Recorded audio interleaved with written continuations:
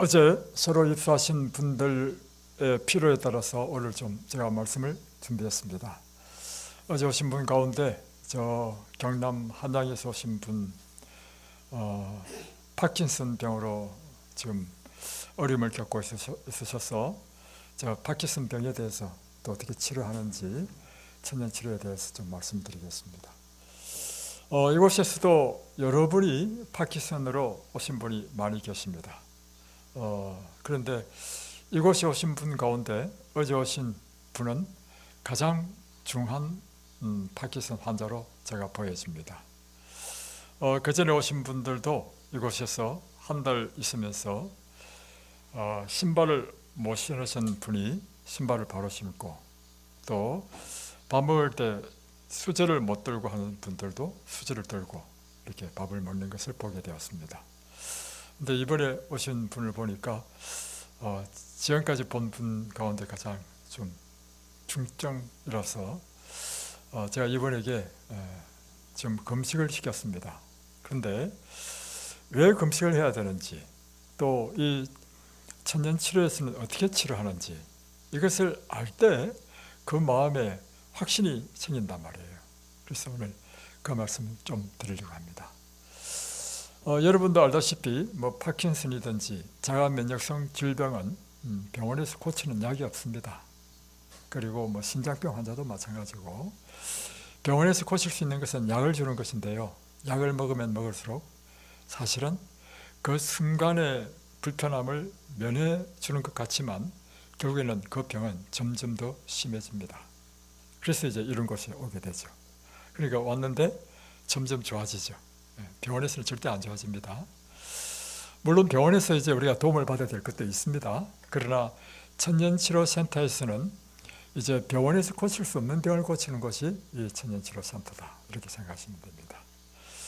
그러면 먼저 파킨슨 병은 왜 생기는가? 이 천연치료 원리는요, 원인을 추적해서 그 원인을 알 때 그 원인을 제거하고, 그래서 우리가 치료법을 통하여 치료받는 것이 천연치료거든요. 파킨슨은 왜 생기는가? 이것은 뇌의 신경세포가 쭉 없기 때문에, 뇌의 신경세포가 죽음으로 인해서 기능을 제대로 하지 못함으로 인해서 내가 하는 모든 운동의 그런 역할들, 언어, 심지어 이 생각, 심지어 마음까지도요 우울증이 옵니다. 뇌는 참 중요합니다, 여러분. 그래서 뇌 신경세포가 이제 죽기 때문인데, 사실 모든 병이 다 마찬가지입니다. 모든 병은 세포가 손상을 당함으로 세포가 제 기능을 하지 못하면 그게 병이 되는 것입니다. 신장세포가 손상을 당해서 신장이 해야 될 그 역할을 제대로 하지 못하면 신장병이 되는 것이고, 간세포가 손상을 당해서 간 기능을 제대로 하지 못하는 것이 간염이든 간경변이든 간암이 되는 것입니다. 마찬가지로 이 알츠하이머라든가 파킨슨은 뇌세포가 손상당하는 것입니다. 그러면 질병은 세포의 손상이다. 특별히 위치만 다를 뿐이죠. 그러면 왜 이 세포가 손상당하는가? 그 원인은 딱 두 가지입니다. 하나는 독에 의해서 세포가 손상당하든지, 여러 번 이야기했지만요, 풀 제초제 딱 치면 탁 죽죠. 왜냐하면 제초제라는 것이 독이잖아요. 독이, 풀도 세포입니다. 식물도 세포에 딱 닿자마자 세포가 어떻게 됐기 때문에 죽습니까? 세포가 독에 맞아가지고 죽어버리기 때문에 이 기능을 못 하잖아요. 그러니까 성장을 딱 멈추고 그냥 말라 죽어버리는 것입니다. 그래서 우리 몸에 독이 들어오게 되면 이 독이 여러분의 세포를 손상시킵니다. 그래서 병이 되는 것입니다. 두 번째는 결핍입니다. 결핍이란 정상적으로 우리는 끊임없이 공급을 받아야 되죠. 영양을 공급받고 산소를 공급받아야 우리가 모든 에너지를 만들어내고 정상적인 기능을 할 수 있잖아요. 그런데 공급이 안 되면 에너지를 못 만들어낼 뿐만 아니라 세포가 재기능을 하지 못하죠. 딱 두 가지입니다. 한마디로 표현하면. 그러면 왜 먼저 이것부터 한번 보십시다. 우리 세포를 손상시키는 독이 무엇인가? 독극물들이 다 독입니다. 여러분 자살하고 싶을 때 사람들이 어떻게 합니까? 청산가리 농약을 막 마셔가지고 죽잖아요. 독물을 직접 마셔버리면 독을 닿자마자 죽는 것처럼 우리 몸에 그렇게 강력한 독은 아니라 할지라도요, 공해를 끊임없이 호흡한다. 공해는 독이거든요. 그러면 기관지염이라든가 모든 이런 장기에 문제가 생기는 것입니다. 또 여러분이 음식으로 나쁜 음식을 먹으면, 예를 들면 방부제 또는 화학 첨가물 다 독입니다. 이런 것들을 계속해서 먹든지, 여러분이 또 생선을 즐기시면 생선에는요 수원, 카드뮴, 납이 많습니다. 중금속이 우리 몸에 들어오면 중금속이 여러분의 세포에게 독으로 작용해서 세포를 죽입니다. 손상시킵니다.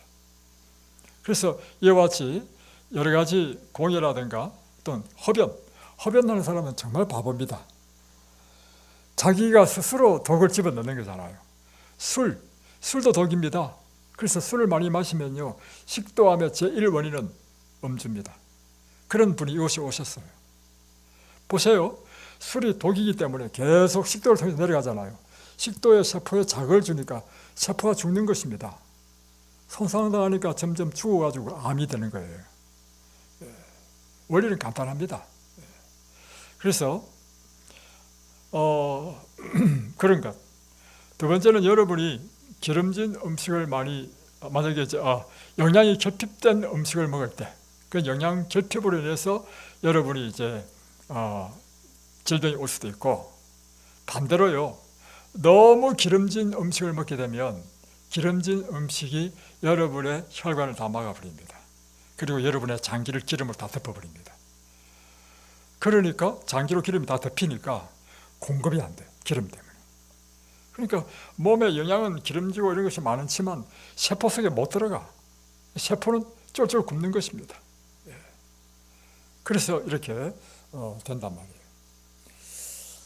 그래서 또 한 가지는 이렇습니다. 세포는요 끊임없이, 미토콘드리아도 마찬가지입니다. 미토콘드리아는 우리 몸속에 있는 엔진입니다.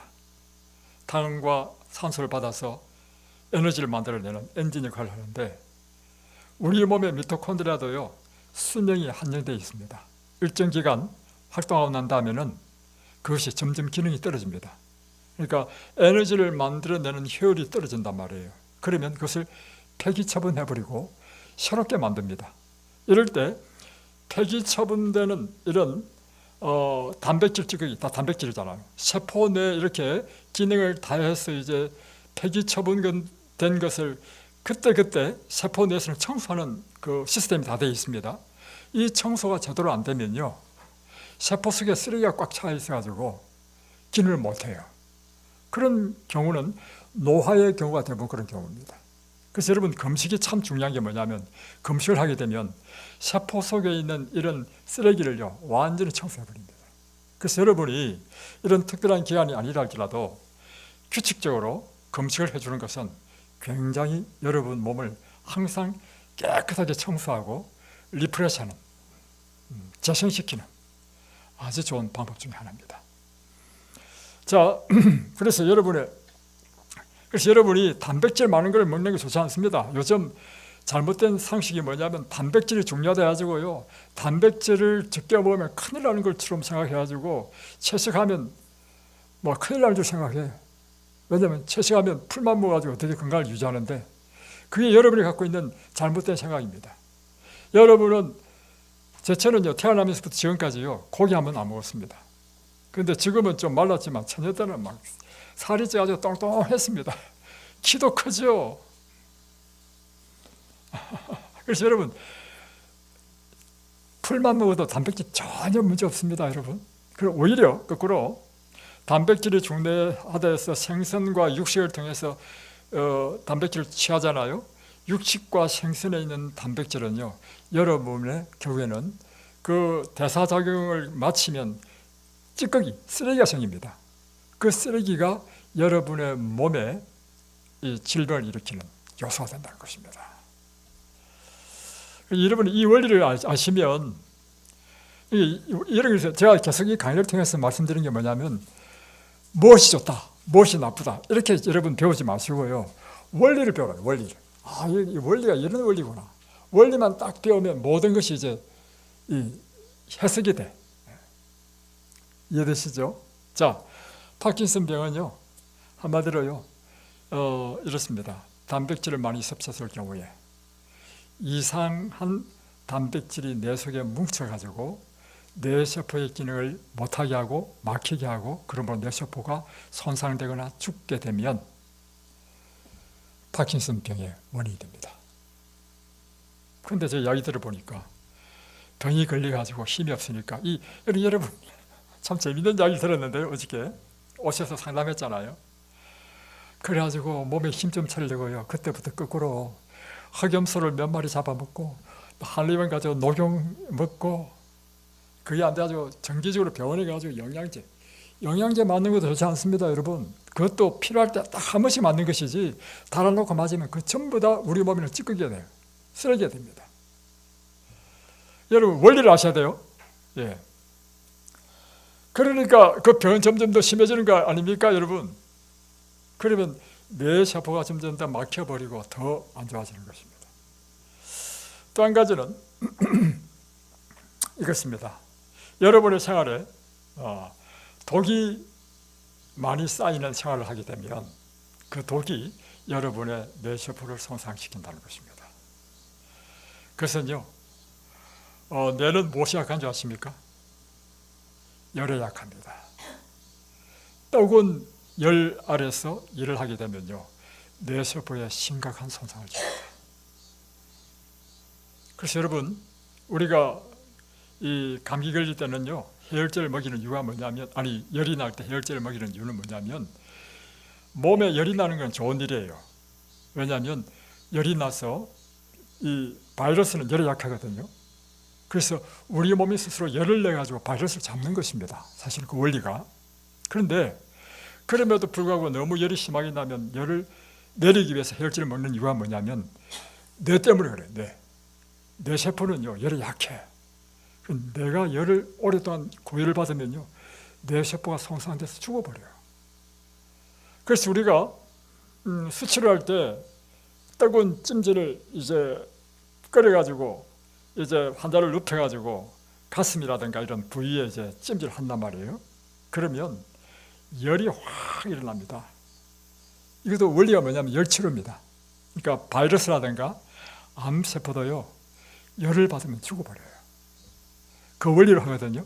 이럴 때 반드시 하는 이유가 그것이 뭐냐면 얼음물에 수건을 짜가지고 머리 딱 해줍니다. 왜냐하면 뇌는 뭐를부터 보호해야 돼요? 열로부터 보호를 해야 돼. 그런데 제가 어제 이야기 들어보니까 어제 제가 말씀 안 드렸습니다. 본인에게 이야기 들어보니까 이분이요 시골에서 농사 지으면서 하우스에서 농사 지었는데 그 뜨거운 여름에 얼마나 열을 받았겠습니까? 제가 어저께 이야기 딱 됐는데 저는 원인이 다 파악이 되더구만.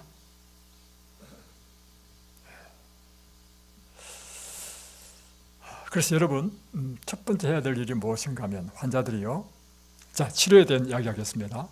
첫 번째 해야 될 일이 뭐냐면 여러분에 있는 몸의 독소를 다 제거해야 됩니다. 여러분의 몸에 있는 독소가 다 제거되면요 모든 병이요 다 나아집니다. 그래서 딱 오면 제일 먼저 뭘 시키죠? 금식시키죠. 그래서 딱 오면 금식시키는 이유가 무엇이냐면 금식이요 우리 몸에 있는 모든 독소를 다 배출하는 일을 합니다. 강력한 디톡스. 디톡스란 말이 뭐냐면 제거하다, 톡스 독입니다. 독을 제거하는 거예요. 이게 디톡스예요. 그래서 여러분이 디톡스를 하게 되면 우리 세포 내에 있는 모든 찌꺼기들이요 다 청소됩니다. 그리고 심지어 관절 속에 있는 관절과 관절 사이에 있는 그 스케줄도 다 뜯어내고요. 제가 해보니까 나중에는요 기생충들이 죽어서 다 나오고요. 이 간에 있는 디스토마, 간 디스토마, 박혀있는 그것이 다 빠져나와 죽어가지고 간에 구멍이 뻥뻥 나는 사람도 있어. 강력한 급식입니다. 그래서 제가 딱 볼 때는 한 열흘 정도 했으면 좋겠는데 처음부터 열흘 딱 이야기하면 본인이 기겁할 것 같아가지고 일단 5일만 하려 했습니다. 저분은요, 제가 본 환자 가운데 가장 심한 환자이기 때문에 할 수 있으면 열흘 하면 좋겠고 안 되면 5일이라도 반드시 하시면 좋겠습니다. 자, 지난번에 여러 번 반복했지만 또 새로 오신 분을 위해서 말씀드리겠습니다. 금식을 하면 왜 디톡스가 되는가? 금식을 하게 되면요, 일단 우리가 날마다 활동하는 것, 숨 쉬는 것, 심장은 우리가 의식과 관계없이 뜁니다. 그죠? 잘 때도 뜁니다. 이것은 무엇을 다 의미하죠? 에너지가 필요하다는 걸 의미하죠. 그런데 음식으로 안 먹는단 말이에요. 그럼 그 에너지를 어디서 구해야 됩니까? 우리 몸 자체에서 구해야 돼. 그러니까 피 속에 떠다니는 여러 가지 불순물들, 콜레스테롤, 기름기, 혈관 속에 있는 콜레스테롤, 기름기들 다 끌어내가지고 다 태워. 다음에 세포 내에 있는 각종 단백질 찌꺼기들 다 끌어서 다 태워. 완전히 우리 몸이 대청소하는 거야. 그러니까 우리 몸이 기생충을 먹을 게 없으니까 다 죽어서 나오고. 원리가 그런 것입니다. 강력한 것입니다. 그리고 이때 여러분이 하셔야 될 일이 뭐냐면 금식 기간 중에 물을 많이 마시고요. 레몬수를 줘요. 특별히 레몬은요, 강력한 또 작용을 합니다. 그래서 금식하는 기간 중에는 우리가 레몬수를 마시도록 하죠. 그리고 금식이 끝났다 할지라도 여러분이 레몬수를 드실 수 있으면 좋습니다. 자, 이제 여러분이 이제 이곳에 오셔서 이제 첫 번째 디톡스를 하고, 두 번째는 환경이 깨끗해야 됩니다. 공기는요, 굉장히 중요합니다. 여러분의 피가 깨끗해지려면, 깨끗한 공기 속에 있으면 피가 정화됩니다. 공기는 강력한 디톡스 요소입니다. 그러니까 물, 공기. 그러니까 물을요, 하루에 최소한 1리터 이상 마시고, 다음에 가능하면 여러분이 방에 계시지 마시고, 요즘은 날씨 좋잖아요. 가능하면 산이나 아니면 우리 집 잔디밭 쪽에 평상을 쫙 깔아놨잖아요. 그늘에서 바깥에 있으면 바깥의 이 공기 속에 생명의 요소가 있다는 것입니다. 그래서 끊임없이 생명의 요소와 호흡하면서 여러분의 몸이 치료된다는 사실입니다. 다음에 이제 함께 될 것이 뭐냐면, 음식은요, 이제 금식이 끝나고 나면 항산화제가 많은 음식을 먹어야 됩니다. 항산화제가 많은 음식이 뭐냐면 채소입니다. 과일보다도 더 많은 것이 채소예요. 그래서 채소를 많이 드십시오. 그리고 또 제일 중요한 게 있는데요, 여러분의 마음의 모든 스트레스가 제거돼야 됩니다. 그리고 여러분의 마음을 의도적으로 즐겁고 기쁘게 만들어야 됩니다. 마음의 즐거움은 이 세상의 어떤 약보다도 더 좋은 양약입니다. 그러나 심령의 괴로움은요, 여러분이 먹는 어떤 독보다도 더 강력한 독입니다. 그래서 첫 번째 환자들은요, 우리 마음이 항상 기쁘고 즐겁고 감사한 것만을 생각해야 됩니다. 그래서요, 의도적으로 여러분의 과거의 삶 가운데 슬프고 억울했던 것은 생각하지 마십시오. 그리고 좋았던 것, 기쁜 것만 기억하고, 여러분의 마음에 기쁨을 주는 것은요, 하나님의 말씀입니다. 하나님의 말씀만큼 우리에게 힘과 용기와 경제를 주는 게 없습니다. 저는요, 그렇습니다. 제가 옛날에 책을 많이 읽었습니다. 이제 인생이란 무엇인가 그걸 찾기 위해서요. 그래가지고 이 세상에 유명한 사람이 쓴 책을 읽으면 그것에서 인생의 답을 얻을 줄로 생각하고, 뭐 톨스토이의 인생 독보도 읽고 그랬습니다, 옛날에. 그런데 뭐 앙드레 지드의 조보문이든지 춘원 이강수의 사랑, 유정, 무정, 뭐 헤르만 헤세의 뭐 차루 밑에서 뭐 읽어보면 너무너무 재미있어. 근데 그 책은요, 한번 읽고 나면 두 번 못 읽겠더라고. 근데 성경은요, 읽고 또 읽고 또 읽어도 성경은 놀라운 능력이 있어. 그리고 그 어떤 책에서도 발견할 수 없는 놀라운 생명의 능력이 성경을 읽으면 생명이 들어와 우리에게. 여러분, 그래서 환자들은요, 저도 옛날에 불교신자였습니다. 도 닦는다고 절에 가가지고 뭐 연불도 오고요, 부처에 절도 하고요, 또 돌을 함께 줘본다고요, 산에 가지고 일산수도 해가지고 좌선해가지고 하루 종일 말도 안 하고 있어봤습니다. 그런데 결론적으로 말씀드리면 생명은 하나님에게 있습니다. 여러분이 하나님을 만날 때 이 생명이 여러분 속으로 들어옵니다. 이제 날마다 여러분이 하셔야 될 일을 잠깐 좀 정리하고 우리 성경 공부하겠습니다. 아침에 일어나면 보통 5시에서 늦어도 6시는 일어나십시오. 그래가지고 제일 먼저 양치를 하시고 다음에 물을 마시십시오. 여러분이 자고 일어나는 현상이 뭐냐면, 밤새도록 우리 몸이 한 일이 뭐냐면 모든 독소를요, 우리 몸 밖으로 다 밀어냈습니다. 안에서는 대변으로 밀어내고. 그래서 일어나면 우리 모든 얼굴이 어제 저녁에 분명히 세수하고 자도 아침에 일어나면 다시 세수해야 되죠. 그 이유가 뭐냐면 이 세포 바깥으로 불순물들, 노폐물들, 독을 다 밀어냈기 때문입니다. 그러면 입도 마찬가지죠. 그래서 여러분이 제일 먼저 일어나면 양치하고 세수해야 되는 이유가 그것입니다. 그리고 아침에 일어나면 화장실 가죠. 밤 동안 밀어낸 것을 다 쏟아내는 것입니다. 그래서 여러분이 변비가 있다, 이것은요 굉장히 안 좋은 것입니다. 변비가 생기면요, 이 몸이 다시 자기 몸으로 다시 재흡수돼 버려요. 지금 우리는 독을 제거하기 위해서 우리 몸이 일을 하는데 거꾸로 재흡수되면 되겠어요? 그래서 변비가 있으면 변비약을 먹더라도요, 변을 하루에 한 번씩 꼭 빼야 됩니다. 아니면 이제 변비가 생겼다 하면 관장하는 법을 배우셔가지고 관장을 하시든지, 그것은 우리 부원장님이 가르쳐 드릴 것입니다. 그래서 이렇게 다음에 이제 하셔야 될 일이 뭐냐면, 첫 시간은 하나님께 그 첫 시간을 드려야 됩니다. 그래서 하나님의 말씀을 펴고 하나님의 말씀에서 여러분이 하루에 생명의 힘을 얻어야 되는 것입니다. 그리고 하나님께 기도하고, 이것이 첫 번째 해야 될 일이고, 그 다음에 이제 시간이 되면 산책하시고, 다음에 7시 되면 우리가 체조를 하죠.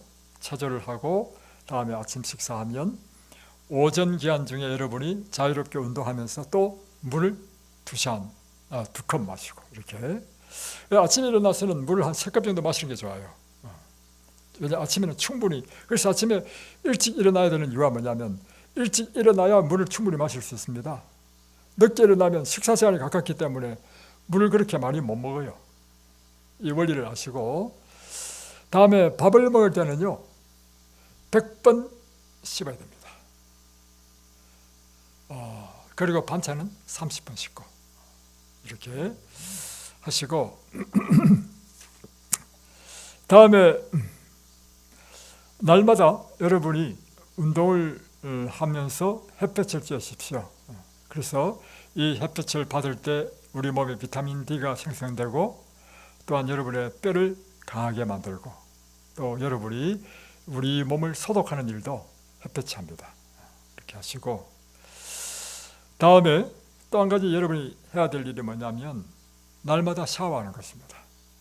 그리고 속옷을 날마다 갈아입고, 그리고 또 해야 될 일이 뭐냐면 여러분의 방과 화장실을 항상 이렇게 날마다 이렇게 청소하는 것. 그래서 여러분 주변을 청결하게 하는 것은 여러분의 건강에 굉장히 중요합니다.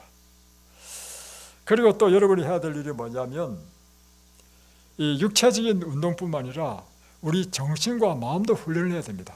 날마다 운동을 시켜야 돼. 정신과 마음을. 그게 무엇인가 하면 여러분이 날마다 책을 보셔야 됩니다. 그래서 여러분이 이 정신적인 이런 운동을 하지 않고 육체적인 운동을 하면요, 병이 안 나올 수 있습니다.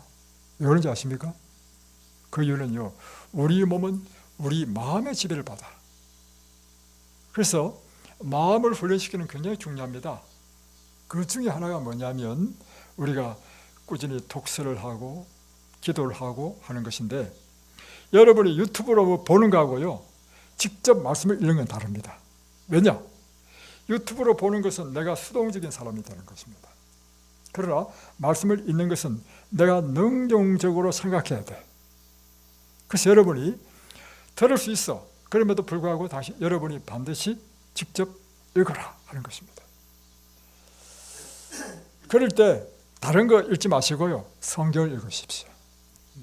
성경이 어려우면 쉬운 사복음서, 마태, 마가, 누가, 요한복음, 예수님의 생애를 기록한 그 사복음서를 읽으십시오. 그리고 저녁에는 일찍 자는 것, 이렇게 생활하시면 저는 확신합니다. 여러분의 질병이 무엇이든지 여러분은 질병으로부터 자유케 됩니다. 자, 오늘 건강 강의는 요만큼만 하고 이제 성경 공부를 하겠습니다. 어제 우리 에스라 이제 1장 2장을 했죠. 이제 70년 동안 바벨론으로 포로로 잡혀갔던 이 유다 백성들이 70년이 차니까 바벨론은 멸망하고 메데 페르시아가 일어나면서 고레스 왕이 기한령을 내리게 됩니다. 그리고 하나님의 성전을 재건하라는 건축령을 또한 내리게 되죠. 그래서 이제 어제 본 것은 유다 백성들이 이제 전부 다 이제 고국으로 돌아가는데 그 명수를 계산해 보니까 약 한 5만 명 정도가 갔습니다. 자, 2장 70절 보겠습니다.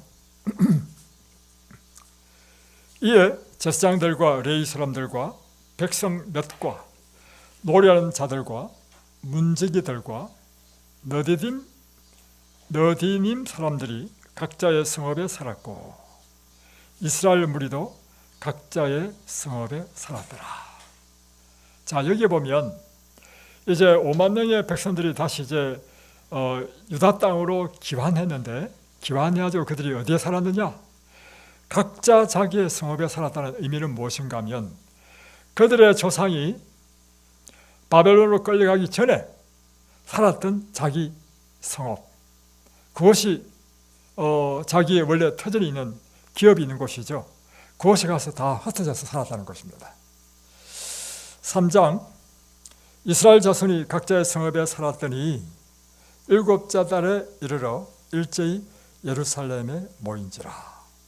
자, 모였습니다. 모인 이유는 무엇인가 하면 2절 요사닥의 아들 예수아와 그의 형제 제사장들과 살디엘의 아들 스룹바벨과 그의 형제들이 다 일어나 이스라엘 하나님의 제단을 만들고 하나님의 사람 모세의 율법에 기록한 대로 번제를 그 위에 드리려 할세. 자, 7째 달에 모였다. 그 목적은 하나님께 번제를 드리기 위하여 모였다 했잖아요. 이스라엘의 절기 가운데 7째 달은요, 굉장히 중요한 달입니다. 그것은 7월 1일이 바로 나팔절입니다. 7월 10일은 속절입니다. 7월 15일부터 20일까지는 장막절입니다. 그러니까 이스라엘의 7절기 가운데 3절기나 모여있는 것이 7월달이라. 그러니까 이스라엘 백성들을 7월달에 다 모아서 하나님의 절기를 지키기 위하여 이렇게 모여있는 것입니다. 쭉 넘어가세요. 8절 예루살렘에 있는 하나님의 성전에 이른 지 2년 둘째 해에 살디엘의 아들 스룹바벨과 요사닥의 아들 예수아와 다른 형제 제사장들과 레위 사람들과 무릇 사로잡혔다가 예루살렘에 돌아온 자들이 공사를 시작하고, 자, 이제 무슨 공사를 시작했다는 것입니까? 자, 하나님의 성전에 이른 지 2년이라 했습니다. 이것은 BC 535년이 되죠. 둘째 달에 2월에 이제 드디어 예루살렘 성전을 재건하는 성전 공사를 시작했다는 것입니다. 자, 그래서 보면 10절에 보면 드디어 이제 기초를 놓았습니다. 건축자가 여호와의 성전에 기초를 놓을 때, 이 집을 지을 때 제일 중요한 게 기초죠. 기초들을 놓을 때 이제 특별한 걸 합니다. 우리도 이제 이곳에서 집을 많이 지었잖아요. 숙소도 짓고 할 때 기초공사부터 하잖아요. 기초공사하고 할 때 또 이제 모여서 이제 그래서 관심이 집중되니까 다 모이잖아요. 다음에 건물을 짓다가 이제 상냥식이라고 해가지고 뭘 또 얻는 이런 식이 있더라고. 그럴 때 또 모여가지고 이제 일꾼들 또 이제 수고했다고 수급을 줘요. 그와 같이 지금 이 성전을 짓는 가장 첫 번째 이런 기초를 놓는 이때 모든 백성들이 다 모여서 하나님께 또한 찬송하고 예배를 드리는 모습을 보게 됩니다. 자, 그런데 4장으로 넘어오면 이렇게 공사가 쭉쭉쭉 진행돼야 되는데 이 공사를 방해하는 사람 때문에 공사가 중단되는 이야기가 에스라 4장 이야기입니다. 1절 보겠습니다. 사로잡혔던 자들의 자손이 이스라엘의 하나님 여호와의 성전을 건축한 다음을 유다와 베냐민의 대적이 됐고, 그러니까 유다와 베냐민의 적이라 했으니까 이미 그 땅에 살고 있는 이방 사람들을 말하는 것입니다. 그 이방 사람들이 와가지고 이야기합니다. 2절, 스룹바벨과 족장들에게 나와 이르되 우리도 너희와 함께 건축하게 하라. 우리도 너희와 같이 너희 하나님을 찾노라. 우리도 함께 당신과 함께 이 성전을 짓고 싶다는 것입니다. 그러면서 하는 이야기가 뭐냐면 아스루 왕 에살 핫돈이 우리를 이리로 오게 한 날부터, 그들은 이방 나라 사람이었는데 아시리아의 이 나라가 왕이 정복하면요 어떤 정책을 벌쳤냐면 그 나라 사람을 다 포로 잡아가지고 엉뚱한 나라에 갖다 놓고 이 나라 사람을 또 잡아서 또 다른 나라에 흩어놓고 이런 정책을 했단 말이에요. 그러니까 지금 유다 땅에 있는 원래 살았던 북방 이스라엘 사람들은 엉뚱한 곳으로 가고, 이 북방 이스라엘 지역에 살고 있는 사람은 누구냐면 다른 이방 사람들이 잡혀와가지고 이곳에 살았다는 것입니다. 3절, 그래서 이 사람들이 당신이 성전을 지으니까 우리도 함께 좀 짓게 해달라는 것입니다. 이럴 때 여러분 예스 해야 되겠습니까? 노를 해야 되겠습니까? 예? 왜 노를 해야 되죠? 말씀에 쓰여 있으니까. 예. 여러분 우리 생각에는 이렇게 생각이 들잖아요. 그 사람이 우리를 도우면 좋을 텐데. 그러나 3절에 보면 스룹바벨과 여호수아와 기타 이스라엘 족장들이 이르되 우리 하나님의 성전을 건축하는데 너희는 우리와 상관이 없느니라. 바사왕 고레스가 우리에게 명령하신 대로 우리가 이스라엘의 하나님 여호와를 위하여 홀로 건축하리라. 당신들은 이 성전을 짓는데 참가하지 못합니다. 이것은 우리가 성전을 짓겠습니다. 여러분 하나님의 성전은요 아무나 짓는 것이 아닙니다. 하나님의 성전은요 하나님을 정말 사랑하고 경외하는 사람이 그 마음으로 성전을 짓는 것이죠. 이 사람들은 이방신을 섬기는 사람이고, 이 이방신을 섬기는 사람이 하나님의 성전을 짓는 것은 하나님께 사랑하지 않는 것입니다. 그리고 이 사람들이 또 목적도요 사실은요 하나님의 성전을 짓기 위해서 하는 목적이 아니고 방해하려고 하는 것입니다. 목적 자체가. 그러니까 노하니까 이제 그걸 딱 빌미로 잡아가지고 이 사람들이 뇌물을 줘가지고 이 성전을 관리들한테 뇌물을 줘가지고 이 성전을 못 짓도록 방해합니다. 그래서 성전 짓다가 이 사람 방해 때문에 결국에는 성전을 중단했습니다. 그 이야기가 4장 쭉 옵니다. 그리고 24절 보십시오. 이에 예루살렘에서 하나님의 성전 공사가 바사왕 다리오 제2년까지 중단되니라. 그러니까 지금 BC 535년부터 시작해가지고 BC 520년까지 중단됐으니까 한 15년 16년을 중단된 것입니다. 그리고 고리스 왕 지나고 캄비세스 다음에 왕 지나고 그 다음에 일어난 왕이 다리오 왕인데 그 다리오 왕 때까지 이 공사가 중단되었다 이 말입니다. 그러다가 이제 5장에 오면 이제 다리오 왕 이 제2년 때 다시 공사가 다시 재개됩니다. 어떻게 재개되느냐?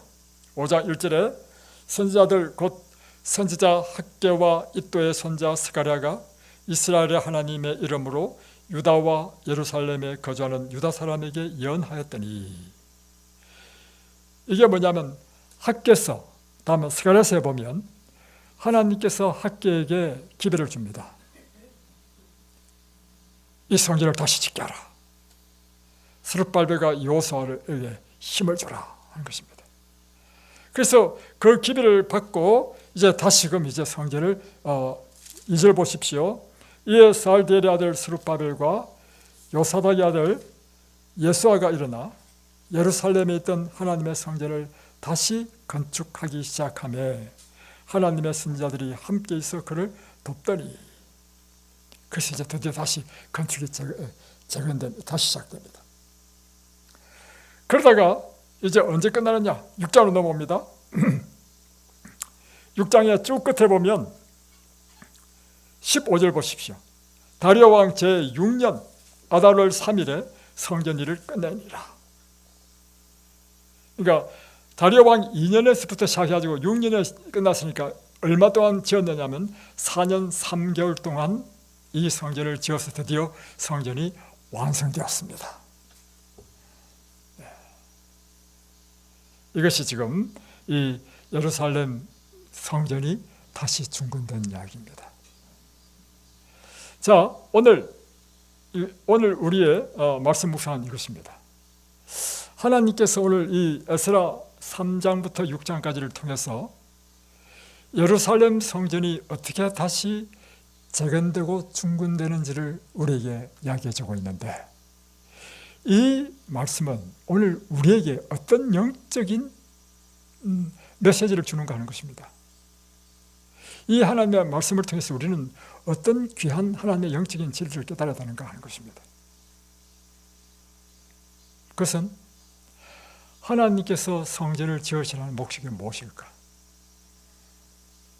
그것은요, 하나님께서 성전을 지으라고 하신 목적에 보면 출애굽기 25장에 보면 모세에게 명령했거든요. 내가 너희 가운데 거할 성소를 지으라 했습니다. 성전을 재건하는 목적은 유대인들이 다시금 예루살렘에 왔죠. 예루살렘에 왔을 때 내가 그들과 함께 있어서 그들을 축복하기 위하여 제일 먼저 해야 될 일은 성전을 지으라고 하는 것입니다.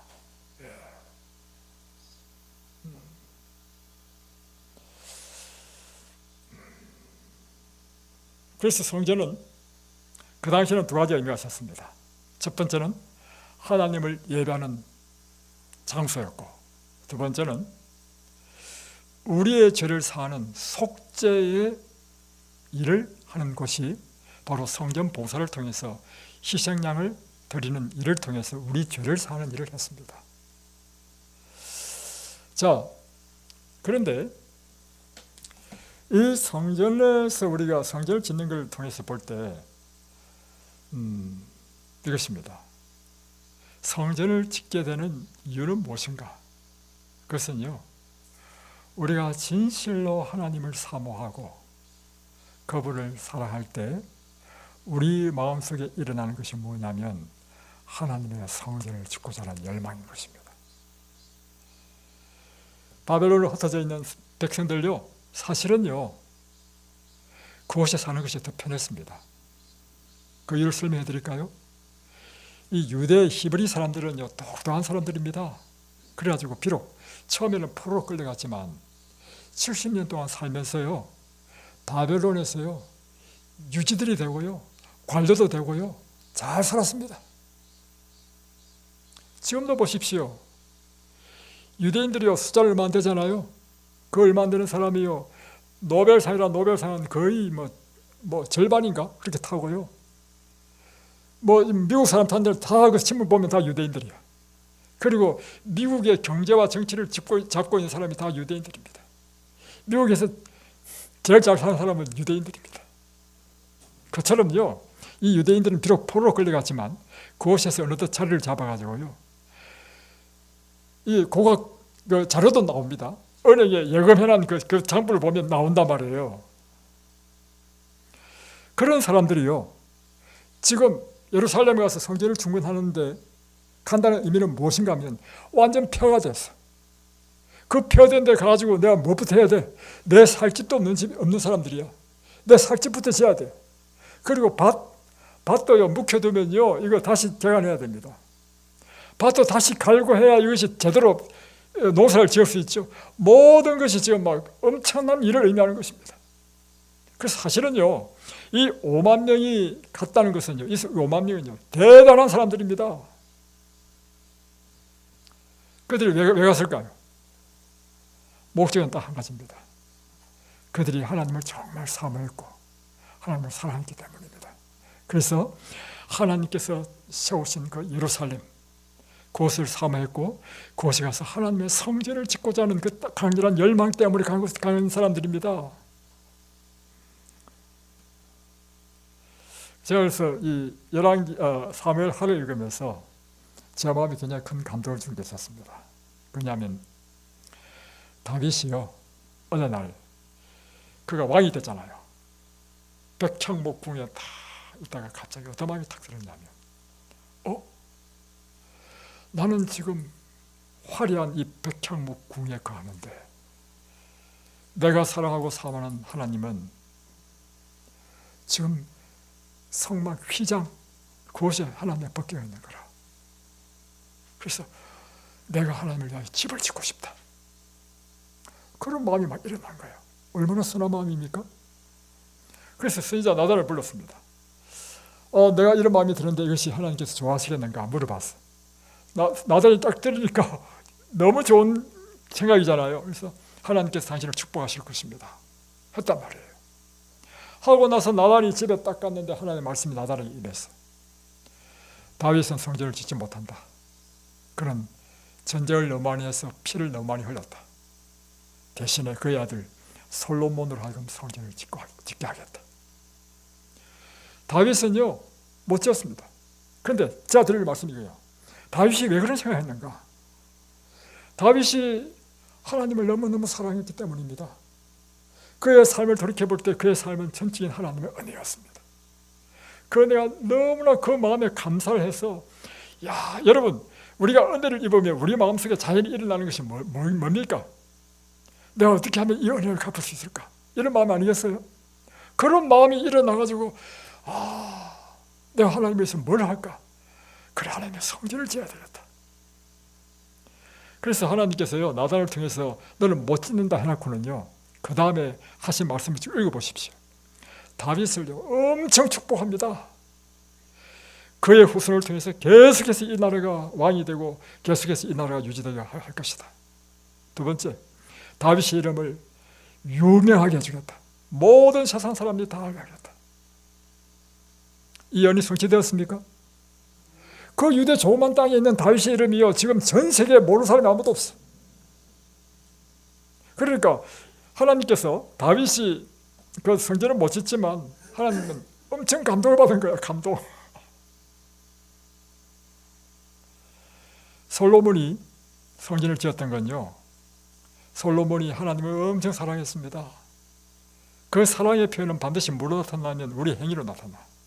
그러니까 하나님께 기본에 가서 1,000번제를 드린 거예요. 여러분, 그래서 여러분이 정말 하나님을 사랑하고 하나님을 사모하고 경외하면요, 여러분의 태도, 삶에서 나타날 수밖에 없습니다. 우리 속에 있는 게 어떻게 안 나타나고 견딜 수 있습니까? 하나님은 뭘 보시는 분이십니까? 우리의 중심을 보시는 분이십니다. 이것도 좀 부끄러운 고백을 하겠습니다. 제가 사실은 하나님을 알지 못하고 살다가 대학교 4학년 때 처음으로 성경을 보고 저는 하나님을 믿기로 결심했습니다. 저는 하나님이 저희는 천둥과 같이 제게 느껴졌습니다. 그래서 그때부터 이 말씀에 매료돼가지고 날마다 하루에 10시간씩 성경을 봤습니다. 그러면서 이제 그때부터 새벽기도 시작해서 지금까지 하고 있습니다. 그런데 이제 제가 이제 예수 믿고 나서부터요 일어난 일이 있는데요. 물론 신앙 때문에 제 부모님의 핍박은 많이 받았지만 하는 일마다 잘 되는 거라. 물론 예수 믿는다 해서 다 그런 건 아닙니다. 그런데 하여튼 하나님께서 저희 주신 은혜는 거예요. 사업을 하면 사업이 잘 되고 또 하나님께서 저 인도하셔서 하나님 일을 하게 하셨어. 하나님 일을 하니까 하나님 일이 막 잘 되고. 그래서 제 마음이 어떤 마음이 들겠어요? 이 모든 것이 하나님 은혜인 거야. 하나님을 생각하면 내 마음에 감동이 있고 막 눈물이 나고 너무너무 감사한 거라. 그러면서 제가 성경 사무엘하 7장을 읽으면서 제 마음에 일어나는 것이 뭐냐면 맞아, 내가 하나님의 성전을 지어야 되겠다. 그런 마음이 일어나더라고요, 제 젊은 나이에. 그래가지고 이제 성전을 이제 우리 교인들이 함께 협력해야 지을 수 있잖아요. 그래서 제가 한 조그만 시골 교회 갔을 때 그 교회가 보니까 다시 지어야 돼. 그때 제가 30대 중반밖에 안 됐습니다. 제가 예리 호소했습니다. 우리 성전을 다시 짓자고. 그랬더니 다행히 그때 제가 집사밖에 안 된 사람이 말이에요. 목사님도 계시고 다 계시는데 그랬더니 우리 성도들이 함께 호응했어. 그래가지고요 다 흘려버리고 성전 지었습니다. 그럴 때 성전을 잘 짓기 위해서 전국을 다 돌아다니면서요 교회 증거 다 보고요 구경 다 하고 거기가 지금 아주 큰 교회 됐습니다. 서주안 앞에서 그걸 계기로 해가지고 이제 가는 데마다 성전을 짓는 거라. 또 밀락에 가지고 교회를 개척했단 말이에요. 개척하고 나니까 사람들이 확 불어. 장수가 부족해. 그래가지고 또 땅도 사고 교회를 짓는데 또 더 커졌어. 또 옮겼어. 또 분당을 옮겼어. 옮기다 보니까 또 이제 교인이 불어나니까 또 교회를 지을 수밖에 없어.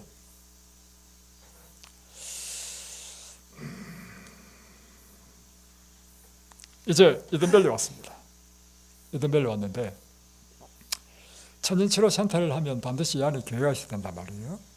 제 마음에 어떤 마음이 들었냐면 다른 거는 뭐 내가 뭐 혼자 한다 할지라도 뭐 부채를 내서라도 혼자 한다 하더라도 이 교회 짓는 것은 더 아름다운 것이 성도들이 함께 연합해서 교회를 짓는 것이 더 아름답다는 생각이 들었습니다. 그래서 요 건물만 지금 요 강당이요 우리가 처음부터 교회 건물로 준비했습니다. 그래가지고 할 때 껍데기만 놔두고 뭐 벽부터 세가지고 바닥 다 깨가지고 보일러 다 깨가지고 완전히 다 깨고 다시 한 겁니다 이게. 근데 이제 그때 이제 제가 혼자 왔으니까 교인이 없을 거 아닙니까? 그런데 그럼에도 불구하고 이제 예배 드릴 때마다 저와 함께한 한 100명의 교원이 있었습니다. 그래서 그 교원님들을 제가 일로 오니까요. 금요일인가? 토요일인가? 차를 타고 기차를 타고 KT에서 와가지고 토요일 아침이래 함께 예배드리고 그래 간 5분의 그 교우들이 있었습니다. 그리고 제가 그때 새벽마다 유튜브로 방송을 했습니다. 새벽 기도를 계속 했습니다. 그래서 제가 이 이든밸리 교회는 성도들이 함께하면 좋겠다는 생각을 가지고 새벽 설교 때 이 이든밸리 교회를 짓고자 하는데 여러분과 함께 짓고 싶다고 이곳에 함께 동참할 사람 헌금하시라고 호소를 했어요. 그래가지고요 요 건물 요 나가면 바로 벽에 위에 보면 그 붙여져 있습니다. 그 함께 동참하신 분 한 10몇 분이 됐는지 한 20분이 됐는지 모르겠는데 그분들이 동참해가지고요 이거 다 새로 했습니다. 피아노, 의자, 단상 모든 걸. 그런데 이것입니다. 교회는 우리 생애 가운데 기념비입니다. 다시 표현하면 언제나 우리 속에 남는 것은 교회는 남을 거 아니에요. 교회는 있을 거 아니에요. 그 교회가 제 지나간 생의 기념비처럼 딱 서 있는 거예요. 이게 지금 제 이야기 아니고 엘렌 G 화이트 쓴 책에 보면 교회는 기념비다 이렇게 표현되어 있습니다. 그런데 이제 우리가 이제 건축을 하게 될 때 일어나는 일이 있는데요. 성도들이 복을 받더라고. 제가 이제 여러 번 경험했는데, 이 교회 건축을 하면 교회 건축 헌금을 내면 사실 자기 있는 돈을 헌금해야 되잖아요. 그러면 교회 건축하는 기간 중에 11금이 더 증가해요. 놀랍죠? 그뿐만 아니라 이 침례받는 사람들도 더 많아지더라고. 이것이 그런데 어디에 나오냐면 학개서에 보면 이렇게 나와 있습니다. 학개서 2장에 보면 학개 선지자를 통해서 이제 이스라엘 백성들로 하여금 지금 바로 요 사건, 지금 스룹바벨과 여호수아가 지금 성경 건축할 때 학개 선지자가 일어나가지고 이제 이 격려하는 이야기거든요. 그럴 때 2장 19절에 보면 이렇습니다. 그러나 오늘부터는 내가 너에게 복을 주리라. 그러니까 이제 이 내용이 뭐냐면 너희들이 성경 건축은 이제 중단되고 이제 너희 집 짓고 뭐 농사 짓고 할 때는 하는 일마다 안 됐다는 것입니다. 그러나 이제 성경 기초를 놓고 공사할 때부터 내가 너에게 복을 주겠다. 여러분 이렇습니다. 여러분이 하나님을 사랑하고 그 사랑의 그 뜨거운 마음으로 하나님께 헌신하게 되면 일어나는 일이 있는데요. 복을 받습니다. 왜 그런지 아십니까? 하나님이 살아계시기 때문에. 여러분이 하나님이면 어떻겠습니까? 복을 주고 싶겠습니까? 안 주고 싶겠습니까? 네가 나를 그렇게 사랑해? 그 솔로몬에게 하신 말씀이 그거잖아요. 네가 그렇게 나를 사랑해? 네가 뭘 원하냐? 내가 원하는 거 주겠다. 오늘 여러분이 그처럼 그와 같은 심정으로 하나님을 사랑하고 헌신하게 되시기 바랍니다. 두 번째는 이 성경 건축은요, 오늘 우리에게는 이런 의미가 있습니다. 오늘날 진정한 성전은 무엇인가? 이 예배당도 사실 하나님을 예배하는 곳인가 성전인데요. 성경에 보면 고린도전서 6장 19절 20절을 보면 우리 몸이 하나님의 성전이라는 것입니다. 그래서 우리 몸으로 하나님께 영광을 돌리라는 것입니다. 그러니까 여러분이 이제는 성전을 다시금 새롭게 재건해야 되는데 어떤 점에 재건해야 되느냐면 그 이전에는 여러분의 몸을 성전으로 알지 못하고 여러분 마음대로 살았다고 한다면 지금부터는 하나님의 성령이 거하시는 하나님의 성전이라. 그래서 하나님께서는 죄와 함께 하실 수 없고 더러움과 함께 할 수 없어. 그래서 우리가 먹든지 마시든지 다 하나님의 영광을 위하여 하는 사람이 되어야 된다는 것입니다. 그래서 제가 보니까 레위기 20장에 보면 이렇게 되어 있습니다. 이런 음식은 먹고 이런 음식은 먹지 말라. 왜냐하면 이런 음식은 내 몸을 더럽히느라. 그러니까 우리가 음식을 하나님께서 정하신 정갈한 음식을 먹어야 되는 이유도 무엇이냐면 우리의 성전을 잘못 먹으면 더럽힌다는 것입니다.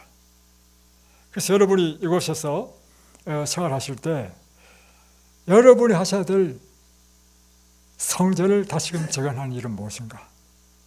여러분이 건강한 생활 양식을 통해서 여러분의 몸을 깨끗하고 건강하게 하셔서 여러분의 몸을 먹든지 마시든지 무엇을 하든지 하나님의 영광이 되게 하는 것. 이것이 오늘날 우리가 하나님의 성전을 다시금 재건하는 일이다. 그러니까 여러분 지금 2500년 전에 이 예루살렘 성전 중건은요 오늘 우리에게는 어떤 의미가 있다고요? 그렇다. 오늘도 하나님을 사랑하는 사람은 하나님의 성전을 위하여 헌신하고 참된 성전인 우리 몸을 위하여 우리 자신을 구별하는 삶을 산다. 여러분의 몸을 성전으로 다시금 정은하게 되시길 바랍니다. 기도하겠습니다.